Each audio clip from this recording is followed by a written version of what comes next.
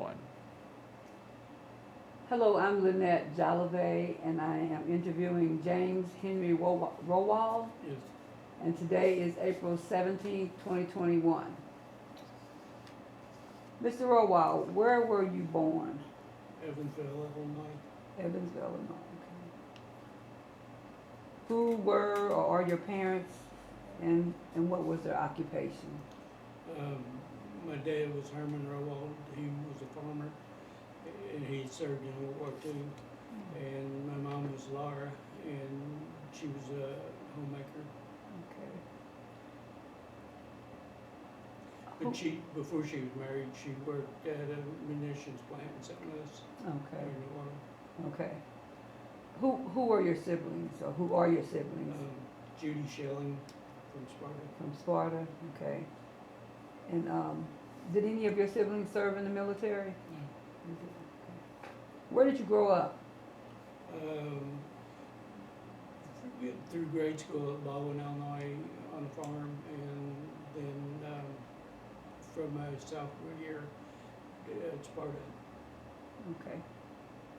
By then, my dad had quit farming and he worked for FS. Okay. What schools did you attend in?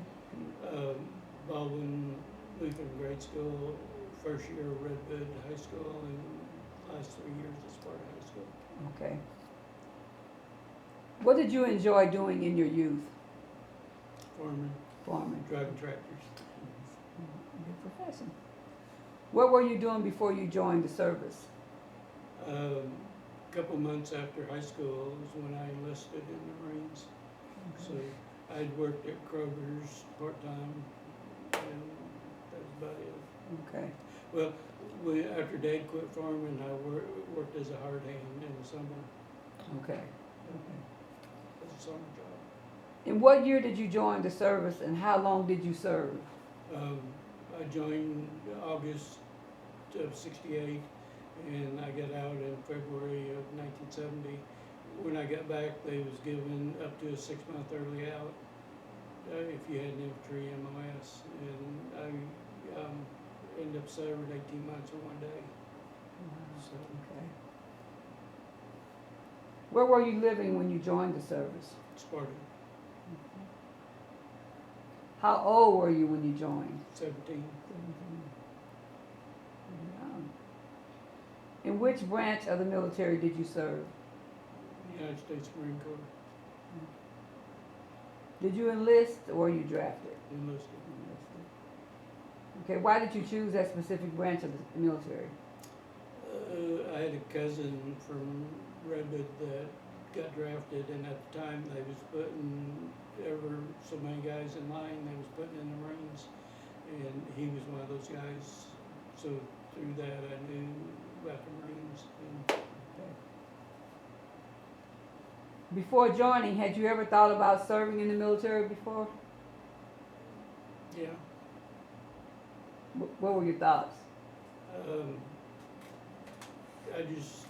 I wasn't a grade A student, and I just liked being out and doing stuff. So I figured it was the best choice. Okay. What happened when you departed for training? There was 3 guys from Chester that had enlisted before me, and the recruiter told me it'd be better to go with them, even though I didn't know them, than to go out to California on my own. So in a week's time, I was on a plane heading for California. So right after you enlisted, you left a week later. Yeah. What happened during your early days of training? A lot of hard training and getting hollered at, and just it was hard. You want to expound on any of it? Just a lot of calisthenics and running, and it was hard. Okay. Do you recall your instructors? Yeah. Would I you, don't remember the names, but what were they like? they was hardcore. Hardcore. Yeah. So when you say hardcore, you want to explain that? They was Marines to the Corps. They had been through it, and they wanted to get us trained as best as they could, Okay. because they knew what it was like after you get out of training. Okay. What did you think of basic training? I was glad to get out of it.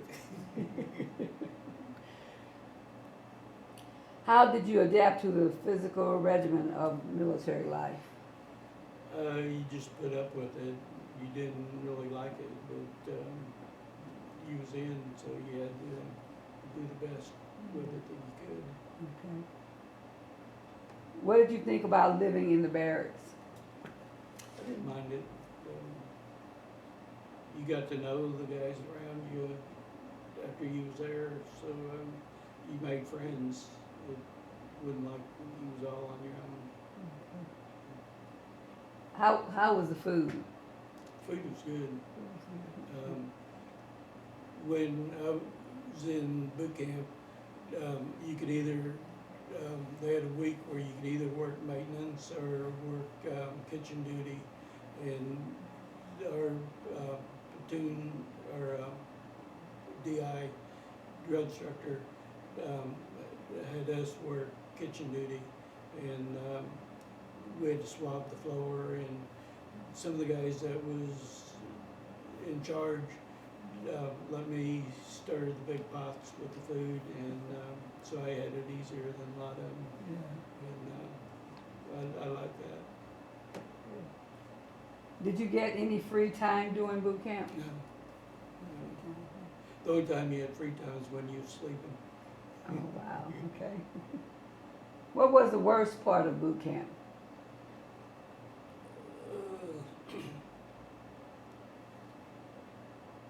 It was all hard. I can't really think of one thing. You just, they was on you all the time. And if somebody else done something wrong, the whole bunch got punished for it. So I wouldn't want to go back to it. Did you receive any specialized training? Not in boot camp. After you got out of boot camp is when you got specialized training, and I was put in 60 millimeter mortars, and that's what I got in when I was over in Vietnam. When you got to Vietnam, you just because you had that MOS didn't mean you was going to get in it, because there was some guys that had infantry MOS, and they was put in mortars, so it wasn't a given that was what you was going to get, but luckily I did. Where did you serve? Vietnam. How did you travel between your locations of service? In Vietnam, either by helicopter or foot. When you was in the rear area,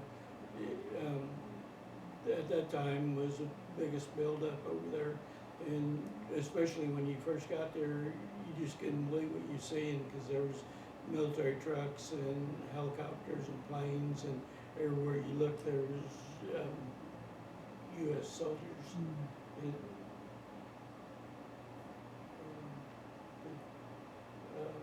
when we'd set up at night, we was out in the open. There was no perimeter or fencing or anything.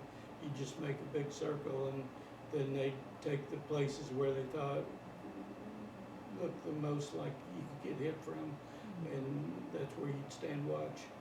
And you had a two-hour period at night. You had to stand watch. So, and I always got the one between midnight and 4 o'clock, where you just sleeping good, and then you had to get up. Get up.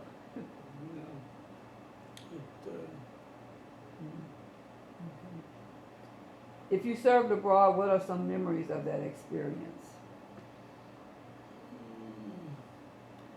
You appreciated the hot meal and the shower and just the things that most people take for granted. Because over there, we bathed in streams, and the only food we had was our rations that they issued us. And you had to cook them yourself and warm them yourself, rather. And you just lived a very basic life.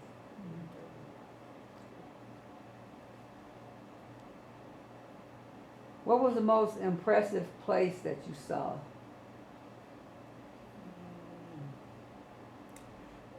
There,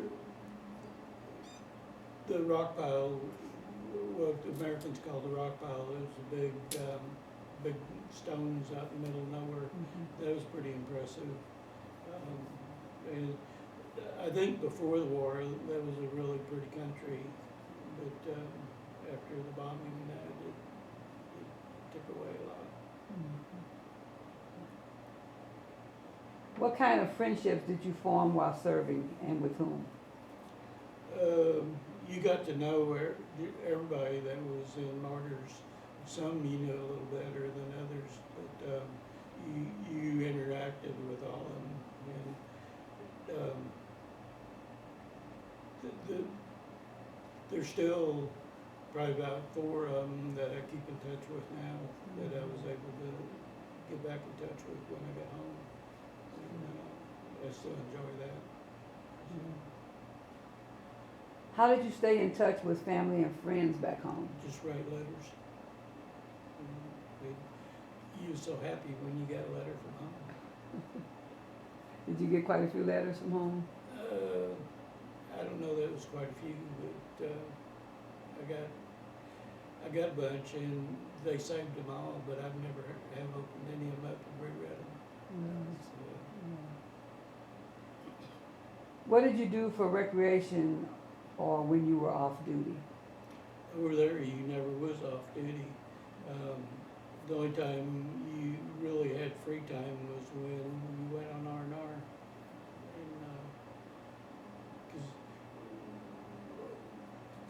when you got up in the morning, you fix something to eat, and then you'd get your gear together, because generally you'd move every day to a new place. And once you got there, then you had to dig the mortar pit, which was about 8 foot round and 30 inch deep.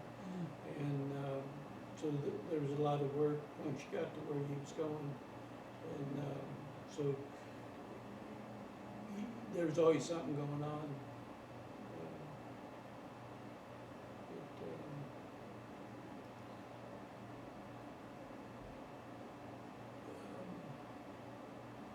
There just wasn't much free time.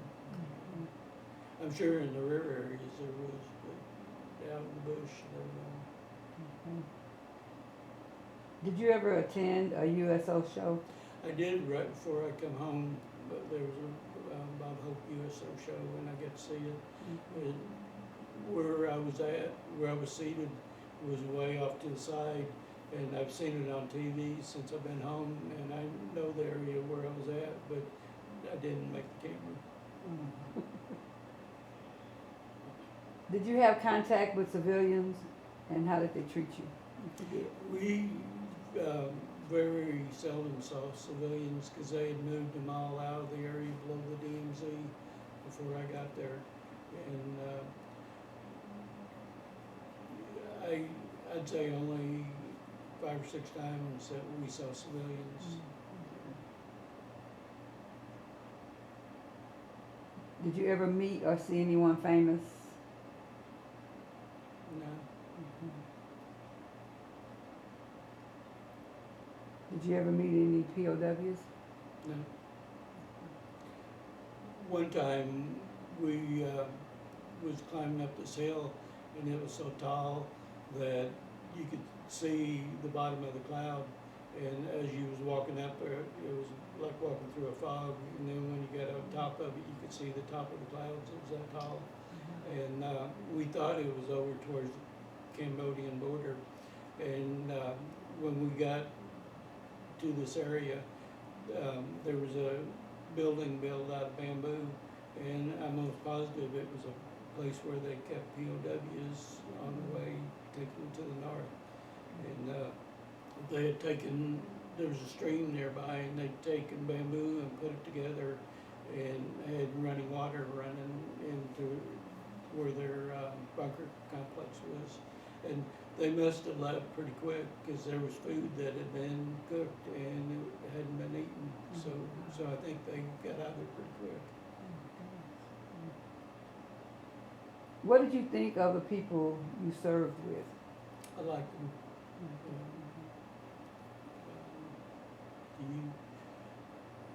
We was from all different parts of the country, and we just, most of you couldn't help but like them. They all had their funny side, and just, you made the best of it with them.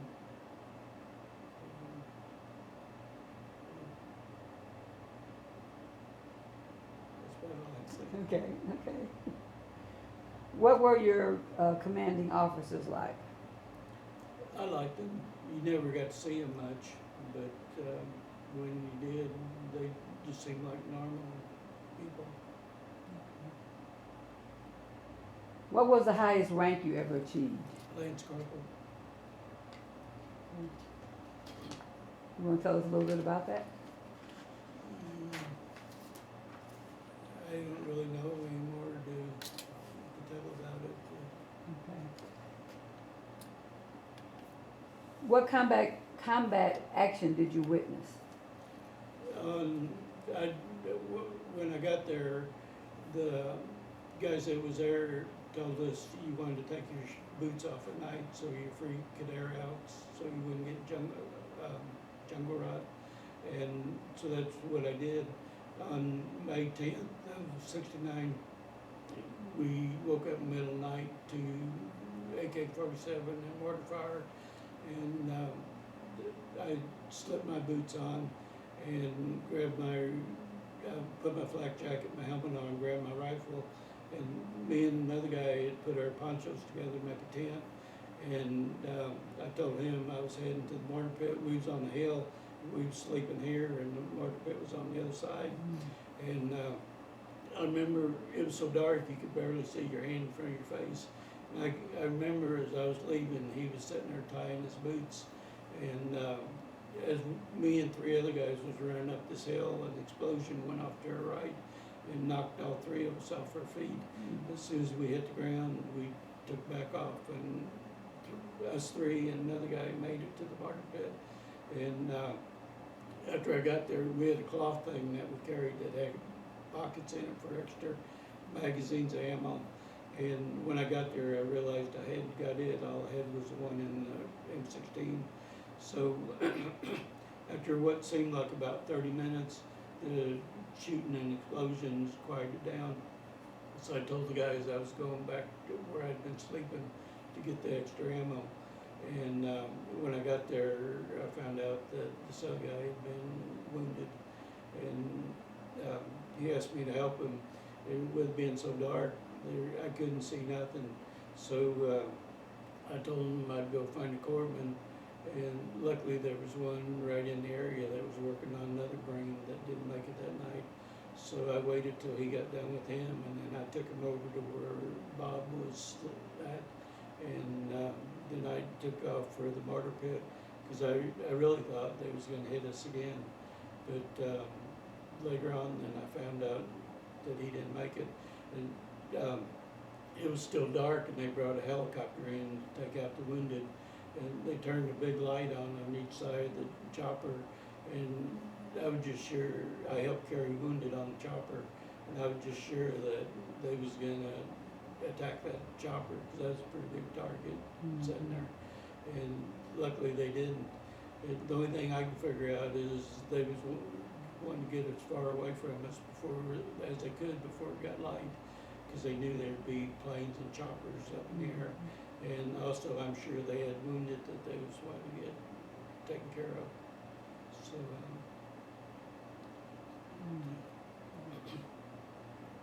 How did you feel when witnessing casualties and destruction? you saddened. It didn't just seeing it didn't bother me, but you felt a loss. How did your experiences in war affect your life? You never forgot about them. You just, when you come home, you just got a job and got on a plane.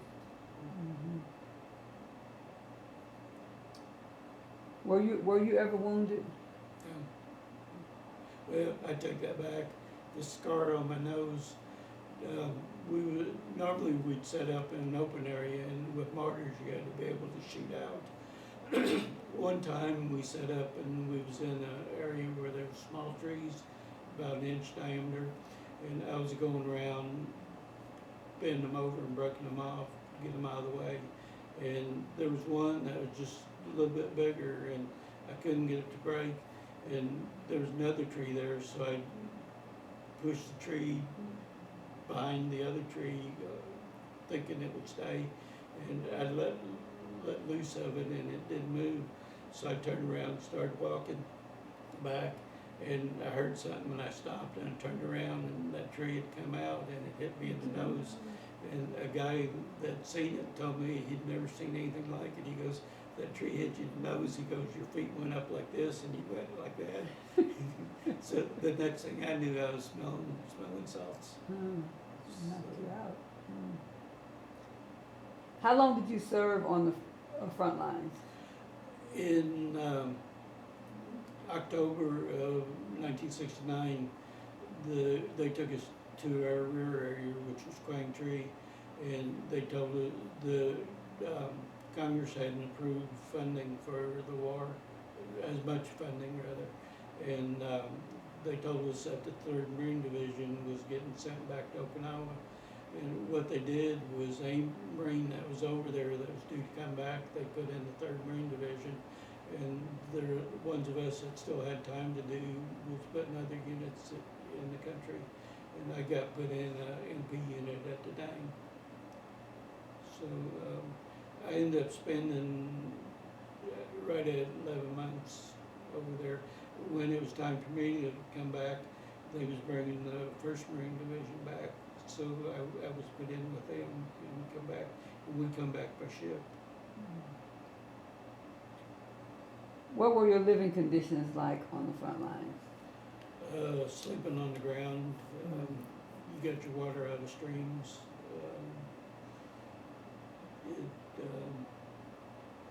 There were no comforts. Did you ever lose any friends?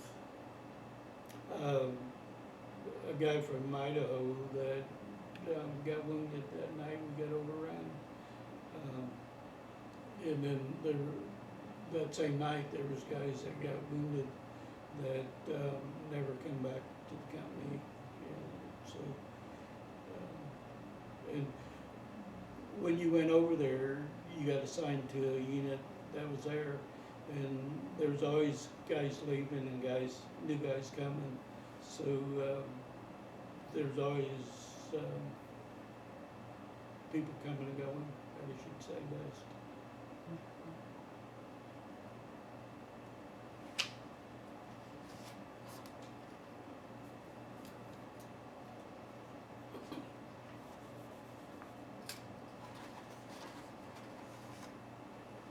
What were your duties? In mortars, when you got there, you was an ammo hopper. You had 4 rounds of 60 mortar rounds that you carried plus your gear. And then as you were there longer, then you got to be gunner or a gunner or moved up.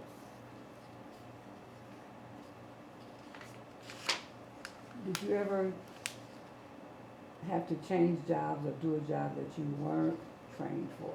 No. What part of your job did you least enjoy? I can't remember anything then. But mortars had to help stand watch at night, and use out in front of the rest of the guys. And I recall one night, we was in an area where there was about 4 foot tall elephant grass, and I got woke up for my watch, and I asked him where I had to go, and he pointed in the direction. So I crawled out there and found the place, and it was real windy, and that wind blowing through that grass sounded like there was 100 guys walking through it. So I, after about 5 minutes, I didn't want to stick my head up above the grass and look. So I crawled back to where the guy was that had relayed me, and I go, "Was it like that when you was out there?" And he goes, "Yeah." So then I had to crawl back out there and stand the rest of my watch. And when I relayed the next guy, I told him, I go, "It's windy, it's gonna sound like people are walking through the grass." But I go, that was a scary night. Yes, it was. What was your worst, what was your most memorable experience while serving?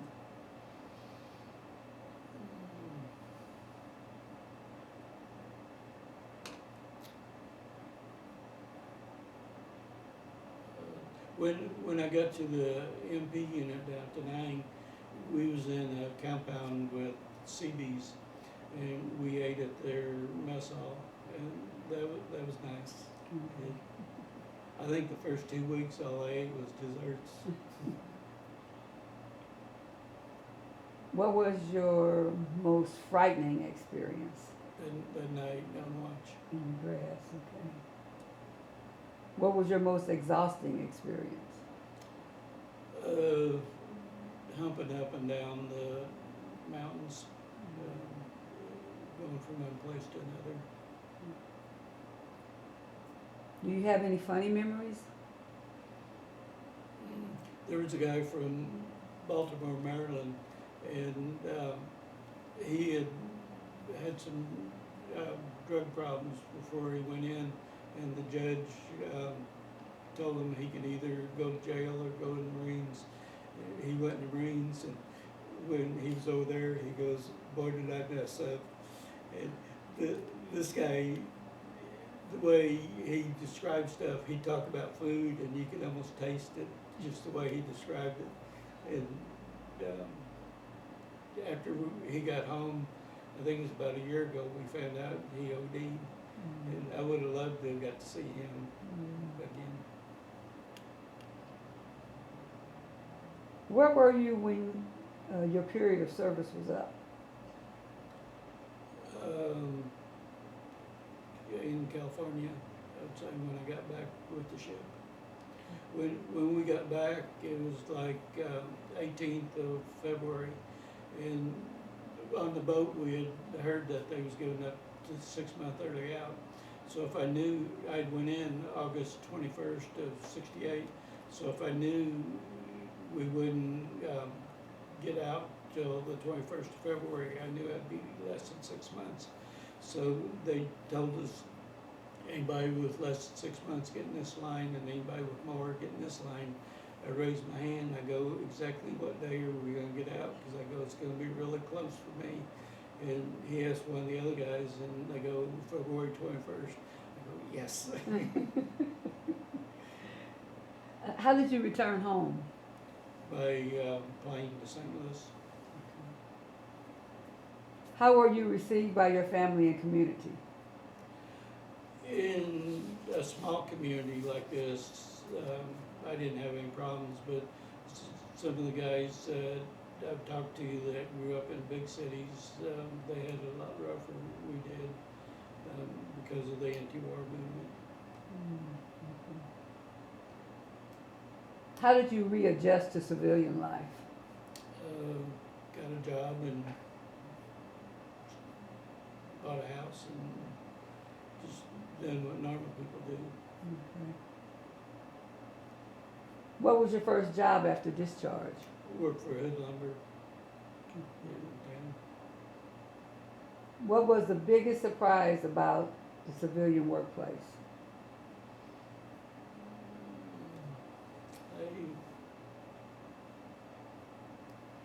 I can't really recall anything.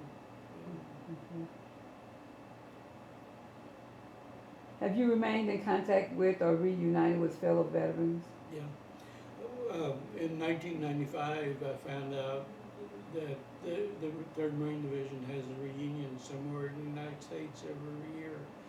And that year it was at Philadelphia. So I went out there and I got to see a bunch of the guys that I'd served with. That was nice. And then I kept going till 2000, and the ones that had went regularly had died. So I just quit going in. But that was nice, getting to see them again. It was amazing because the way they were back then is still the way they are now. They didn't change. And Are you a member of any veterans organizations? VFW. What have you done since separating from the military? Worked at Hood Lumber, and then worked at Wright Dude Center after Hood Lumber went out of business. And then in 2000, I was able to get on at the Baldwin Power Plant. And in 2013, I retired. Do you have any hobbies? I was into horseback riding for quite a while, and do woodworking and plant a garden. And growing up on a farm, I like to put things in the ground and watch them grow. And,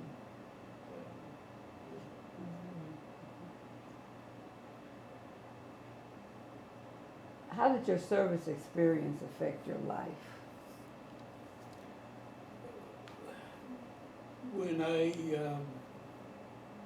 got in touch with the family from Idaho, where their brother died, I felt such a relief because I had thought about it all through the years to how to get in touch with them and that was a big relief when it finally happened. Would you like to tell us a little bit about that?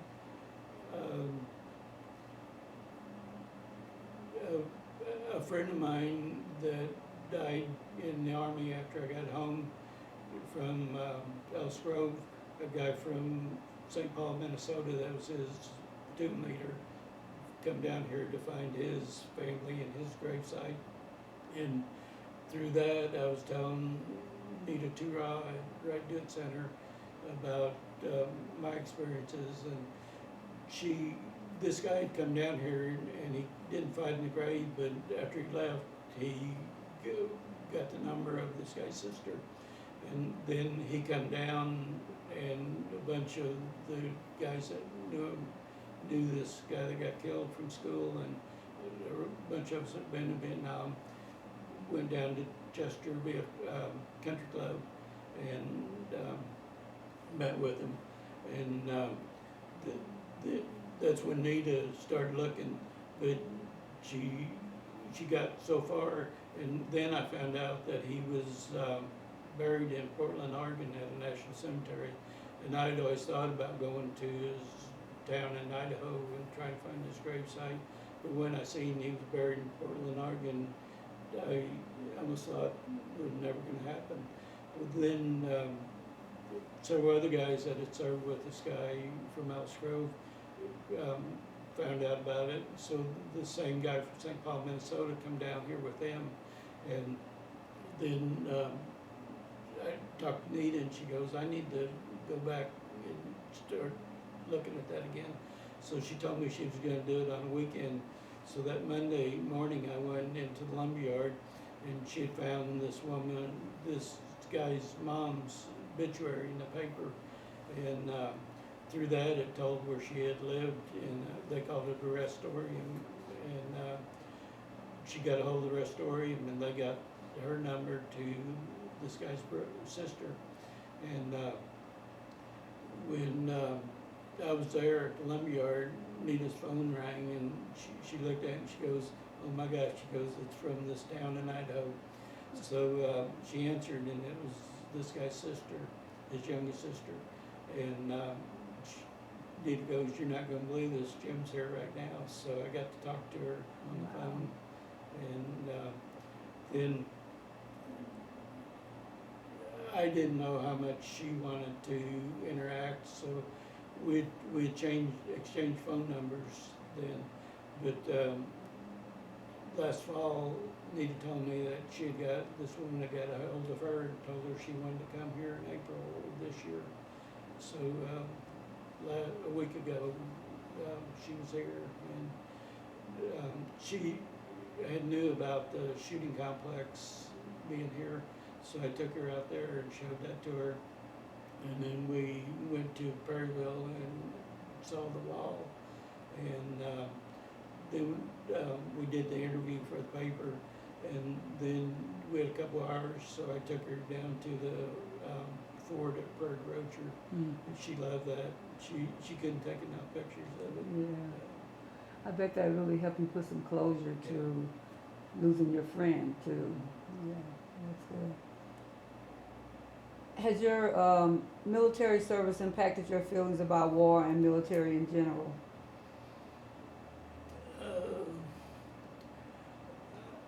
When we was over there, we couldn't understand why we take a hill one day and then walk off of it and let the NBA come back to it.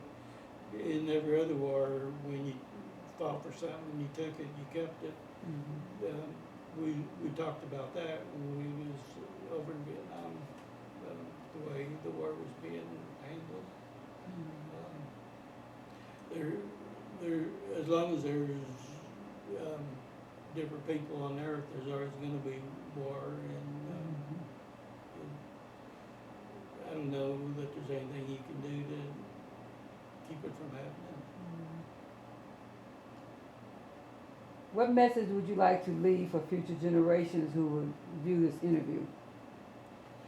The main thing is I'd encourage other veterans that was in a similar situation to do everything they can to try and find the family, because from what this woman told me and my feelings, it was so good to bring closure to it.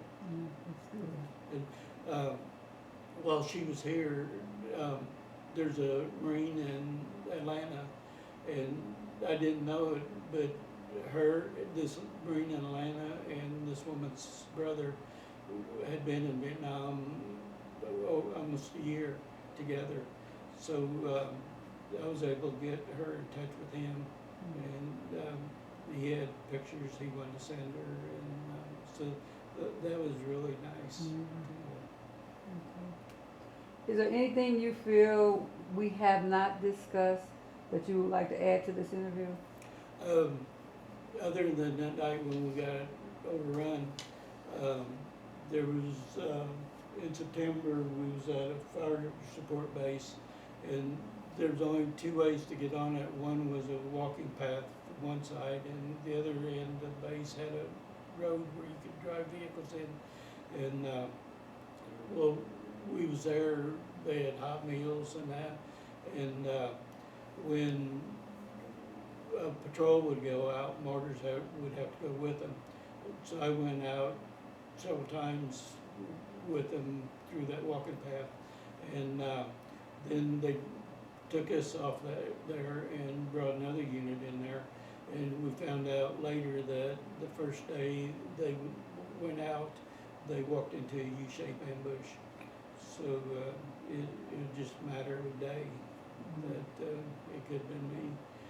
And then in October or September, we was on a fire support base, and